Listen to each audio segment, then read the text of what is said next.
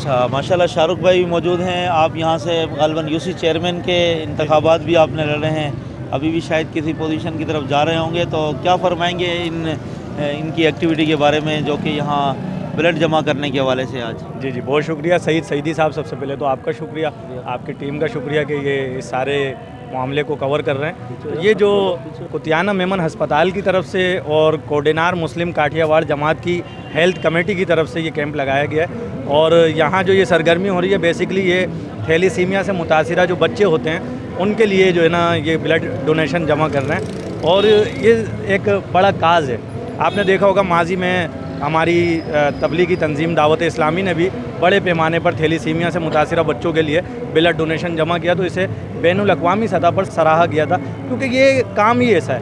اس کی ضرورت جو ہے خاص طور پر جو بچہ تھیلیسیمیا کے مرض میں مبتلا ہوتا ہے اس کو اس حد تک اس کی نیڈ ہوتی ہے کہ اس کی جان تک آئی ہوئی ہوتی ہے.